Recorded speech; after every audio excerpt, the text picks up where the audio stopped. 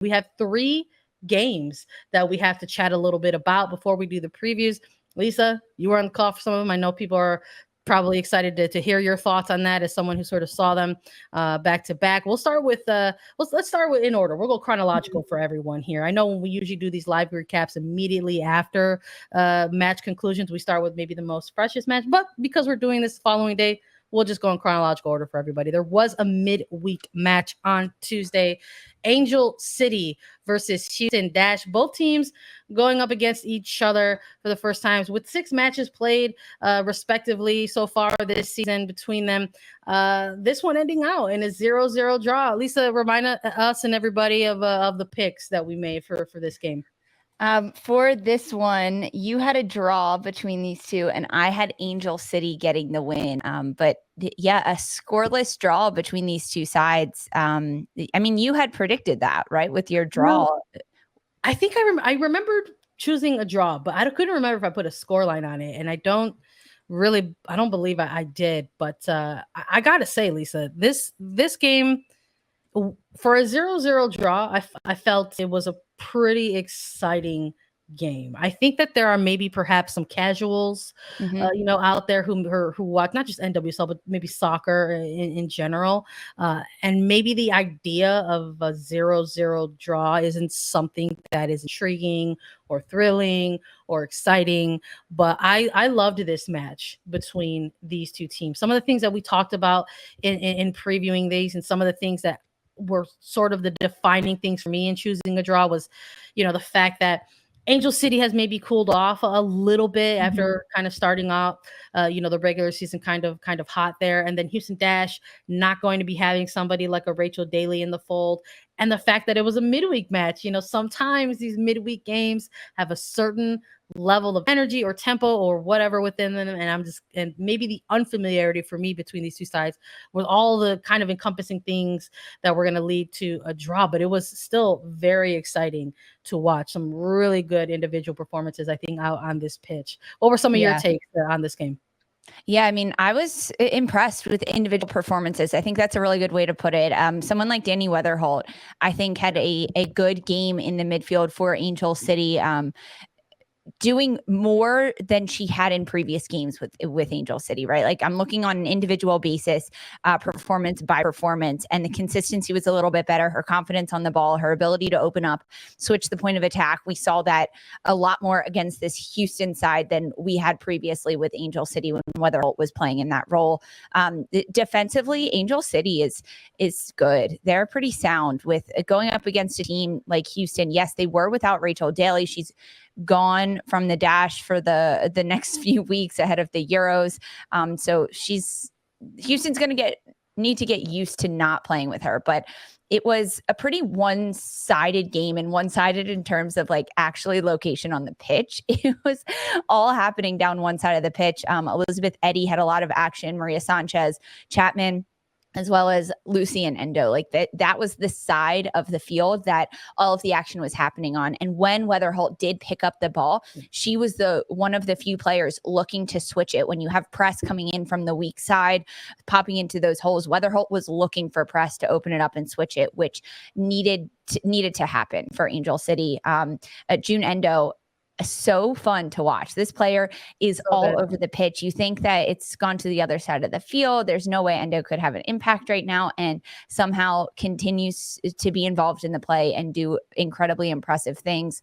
The outside wingers for Houston were very involved as well, Hansen and Eddy, and that's what needed to happen. They needed to contribute and get into the attack. There was a lot of opportunities in this game. I mean, shots 17 for Angel City, 16 for Houston. Expected goals were incredibly high. Angel City won almost 1.5, which is really good. They should have had probably 2 goals throughout this game, and with Houston 0.76. So the play in this game was good. Like, these two teams were very well matched against each other. I think if Rachel Daly was there, it would have changed the game for Houston in big ways, but she wasn't, and they split the points on this one in a scoreless draw.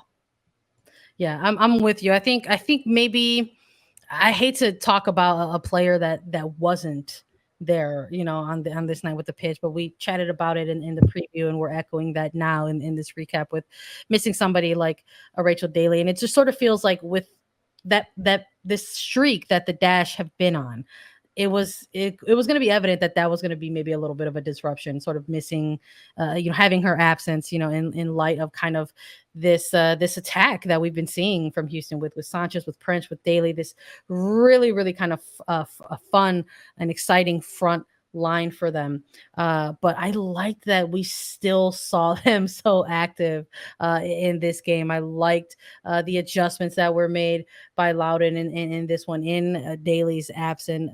You called it. I believe Elosi got to see some time there in that forward position to try to mix things up there for the Dash. And Sanchez, they're going to lean on Sanchez a lot with that. I think that was one of the things that came out of this match for me, that when I'm looking at these two sets, when I'm looking at the individual performances, I'm like, these are the two clubs that might have the argument for best acquisition this offseason. And I think for Angel City, you have to say June Endo. And I think for Houston Dash, you're looking at Maria Sanchez. And you could just sort of see how very quickly that they have become these integral parts of their respective clubs. And even though this ended in a 0-0 draw, I love that there was a lot there within kind of maybe these 1v1 battles with these two duos who were kind of maybe working together off each other on the pitch, but splitting the points for these two teams, out in Los Angeles on Tuesday night.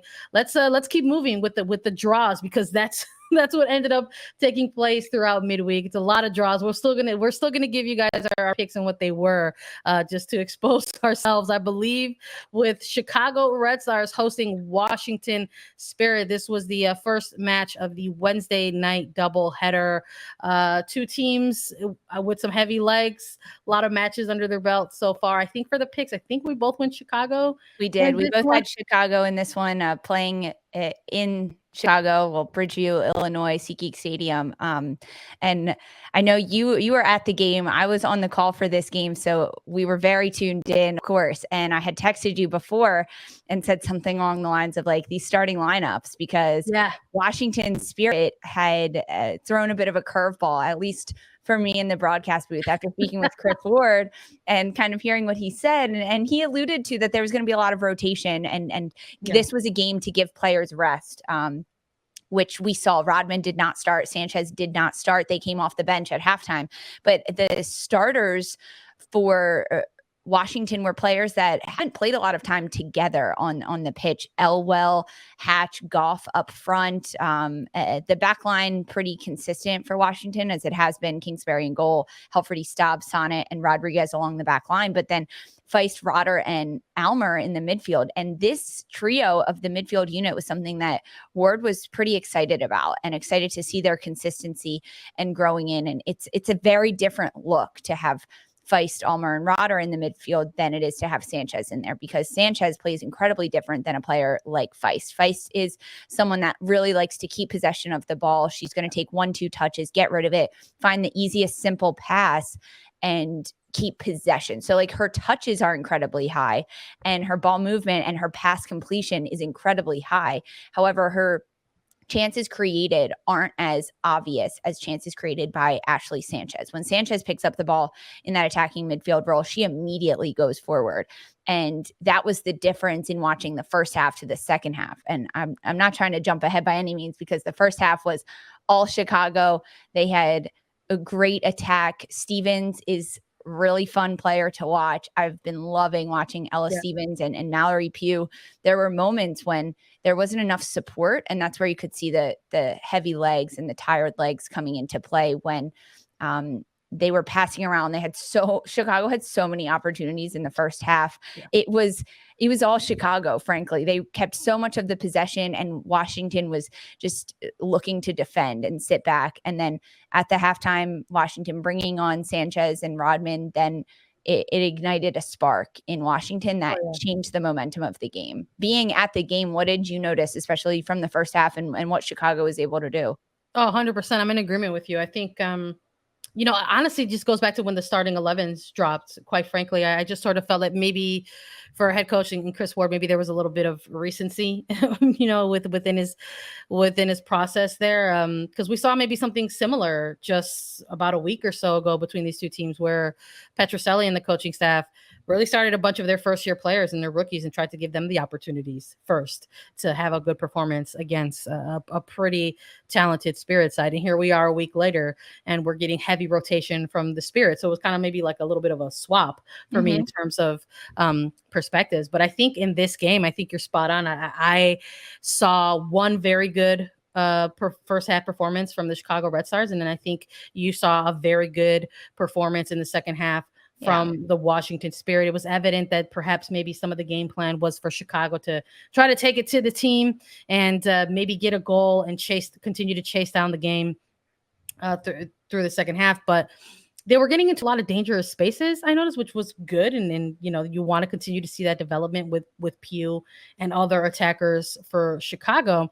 But some of their shot selection was a little questionable for me. I mean, it was like directly either just narrow or wide of the far or near post, or just really directly at the keeper. And Kingsbury just I wouldn't say challenged, but absolutely was doing her job. Could read these shots pretty easily. I Kingsbury think is a really good shot stopper, and when the shots are directly at her, that's an easy game. She's like, great, I'll collect all these balls, I'll make all these great saves, but they're not that difficult. I agree. I think the shot selection for Chicago, they were getting into those areas, and then there were moments when I wanted Pugh to shoot earlier. Instead, she took an extra touch or two, and that continued to narrow her angle towards the goal. And then without an angle, you have to be able to play it back, send a cross in, either cut it back to the penalty area or look far post.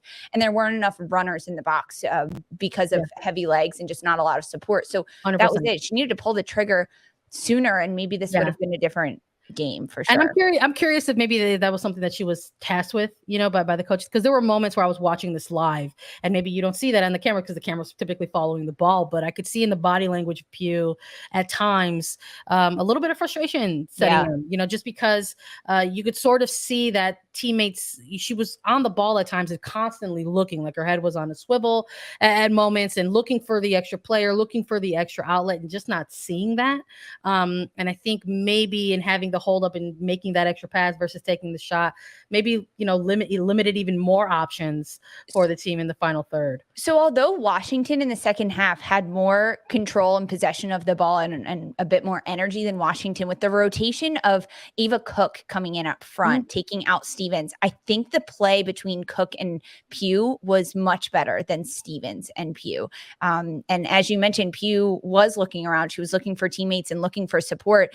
And Stevens was looking to make the run to receive the ball in front, not necessarily support from behind. And that's where Cook was balancing out what Pugh wanted a little bit more. Maybe that comes from sitting on the bench for 45 minutes and being able to watch and see where the spaces are. It's a huge advantage to a player. You can use that time on the bench, knowing that you're going to go in and change a game, to see where the holes are and the gaps and where your presence is needed.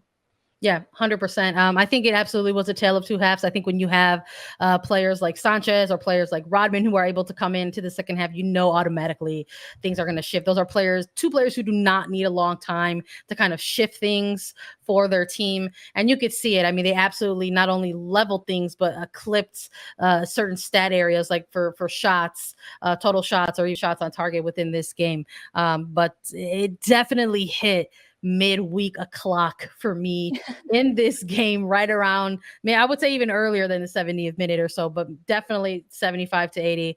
You could sort of see maybe the ideas kind of just turning into, what if we try to long ball and just see if some of these speedsters can get on them. It was just a certain energy at a certain point. And listen, you can hardly blame these two teams, especially Spirit. Obviously, have had an extremely heavy match load stemming back through Challenge Cup. The Red Stars currently in the middle of their heavy match load. It was bound to happen in this one, but I think we saw a good 45 in the first from Chicago and a better 45 from the Spirit in the second. And because of that, I think the midweek energy, they split the points. And shout out to the goalkeepers. Alyssa Nair had a fantastic game. Yeah. Her one-handed save was incredible. One of the plays actually made top 10 today. Two very vocal keepers, I think, in this one. I think that was the other thing that I noticed. This was the rescheduled Challenge Cup overlap game for Chicago. This was initially supposed to be their home opener. I think some of the energy around it was like, hey, come take a look at this, NWSL final rematch. Got pushed back. Obviously, it's midweek. The attendance was not great. It was, kind of really rainy, gloomy day before that as well, adding to a different layer of things there. So it was pretty quiet in that facility, and you could hear these goalkeepers so loudly throughout it. I was having a good chuckle about it for sure. But good stuff. I think if you're into, defensive shapes or goalkeeping, I think that, Kingsbury and both Nair had a pretty big performances in this one for the two of them. Let's take a final look at this third match here. San Diego Wave versus Portland Thorns. 7 matches played to this point before kickoff for the Wave, 6 for Portland. And we had another draw, Lisa, but this one had some goals and quite the exciting finish between these two sides. Listen, we've chatted a ton on here about the current form of somebody like Alex Morgan. We've talked a ton about the current form of somebody like Sophia Smith. I know many folks were excited to get a look at these players and how they were going to be performing on this night. I love the matchup, on the Wave side of things in Naomi Girma on the back line going up against, an old teammate, Stanford teammate, and Sophia Smith. That was great energy. I loved that as well. But it looked like these games all had a certain look in the first half versus their second halves, didn't they? It looked like in the earlier portion of this game that Portland was perhaps going to walk away the victors in this one. When we're looking at sort of how the timeline of things occurred in this match, one of the big things that has also been discussed when we're talking about San Diego Wave's performances specifically is the fact that they're leading teams right now in penalties and penalty conversions. And here we have Portland Thorns with a penalty opportunity of their own. And it's Sophia Smith who ends up converting this fairly early within the opening 25 minutes. I believe it's minute 22 in this one. Yeah, but she finally converts it. But very, very early lead for Portland, and doing it against San Diego and in San Diego on top of it. So having the half end with a 1-goal lead might not be something that a team looks at and gets too down about. I think especially if you're a San Diego side that is hosting at home and there's a lot of good energy on their Pride night that night. They come out, Portland, come on out though, and they get a goal immediately out of this second half, and they get it by Christine Sinclair. But what I really want to talk about was the fact that this was assisted by Sam Coffey, because I know I've been talking about this player a lot on A3. I think we're trying to talk about Sam Coffey a little more. There's a really great rookie class out here right now that are doing some really cool things for their club. And while you've got Girma with San Diego Wave doing her thing on the back, and you've got Coffey in the midfield here for the Thorns, and Christine Sinclair starting to rack them up a little bit for the Thorns. But now you've got a lead that's extended by 2 early in the second half, and that can maybe set some things in motion. I'm not saying panic, but it can definitely make you question your second half game plan, because when you come out of the half, you're making those adjustments, and boom, you're down by a go-ahead goal immediately to start the second half. So I was curious to see how this one was going to end, and it did not disappoint. It did not disappoint. This game was incredibly exciting. It had a lot of good soccer, a lot of good moments, a lot of questionable moments. But the Sophia Smith penalty kick goal, I was so happy. I was just smiling watching that happen. It was authoritative. She tucked it away so easily. The fact that Christine Sinclair is also standing on the pitch, Sugita, another player that can knock down penalty kicks, and that the young Smith is the one that gets to do it, and she does it lights out. It was really impressive to see. And the start of the second half, this little flick pass from Coffey right into the run of Sinclair, that's the cheekiness from Sam Coffey that we haven't been able to see enough with Portland. That's what she was doing with Penn State. That's what she did collegiately in the attacking end. She can find that final pass and chip it in with great texture on it. And she does a good job at that, but she's playing a much more defensive role with Portland. So we haven't been privy to all that Sam Coffey can do with the ball at her feet. And we saw glimpses of it. And what a fun player to watch in Sam Coffey. But we've got to talk about the San Diego side of it all, because Taylor Corniak, player who knows Alex Morgan incredibly well. They shared time together at Orlando. They both moved over to San Diego, ends up getting her first NWSL brace. She gets 2 goals in this match. First, the first goal coming in the 81st minute off of a set piece opportunity. Corniak's the target. She's the tallest player in the league. And anytime there's a set piece, she is the target. She ends up getting it initially, but it falls to her feet and she ends up scoring the first goal with her foot. She roofs it on that set piece opportunity, which we haven't seen Portland give up a lot of corner kick goals this year already. So that came in the 81st minute. About 7 minutes later, 88th minute, it happens again. Another set piece opportunity. Corniak is the target and she bops it home. It's an incredible header. It was a really good job by Taylor Corniak. I was super impressed with her ability on the pitch. Now, Sandra, San Diego should have won this. I'm going to be honest. Talk about it. Let's gotta talk about it. The ball went in the goal. The ball went in the goal. There's no VAR in NWSL. And this is a moment where it hurts.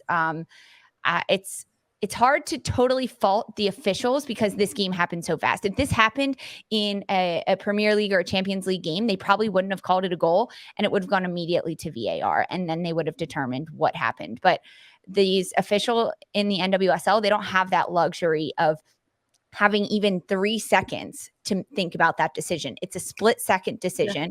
And if the center official doesn't see it, something happens. He was not standing on the goal line. And it's really hard to see if a ball crosses a line completely when you're not within 5 feet of it. So then it becomes the sideline official's responsibility to be standing on the end line so he can see directly down the line and see if the ball crosses the post or not, because you can't see the chalk. You can't see the white line on the grass at that point. You just see the post. A great job to the CBS Sports Network crew, Jen Hildreth, Lori Lindsay, for going back and asking for those replays and asking to see them again in slow motion. Can you zoom in? Can you close up? Because as viewers, we were then able to see that, the ball bounces on the other side of the line. Maybe there was like a blade of white grass under the ball, but no, I really don't think there was.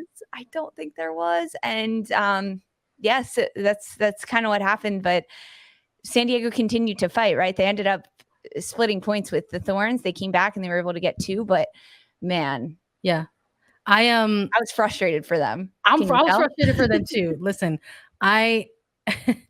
it's tough. It's a tough position to be put in. I'm talking, I was talking earlier as we began talking about this game, the adjustments, the mental adjustments, let alone just the tactical or performance adjustments that you have to make, maybe being down a goal at half, coming into the half, and going down very early, and maybe sort of having the potential for doubts. But we didn't see that from this San Diego side. I think it's what I'm most impressed with as we continue to see their growth in the regular season and in the league, quite frankly, because they're an expansion side.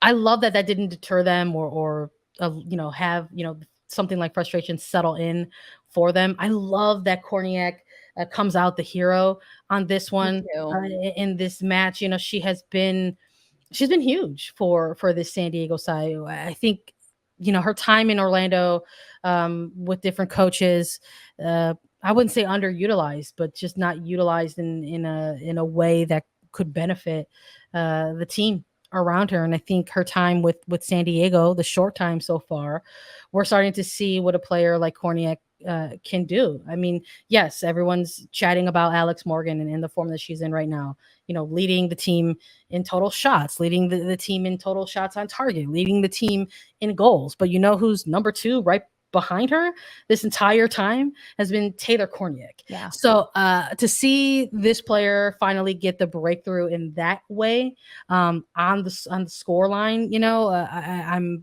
thrilled for them, because I think for most casuals, you maybe sort of don't recognize the performance until your name is called a lot more. And Corniak has sort of been doing some work in which maybe her name is not called pretty often, but she has been sort of becoming an integral part of this midfield and connector for the attack in the Wave. So I love that they were able to fight through it and still get a point, even though the frustration of that goal, because it was a goal on a replay. We're all in agreement with that here.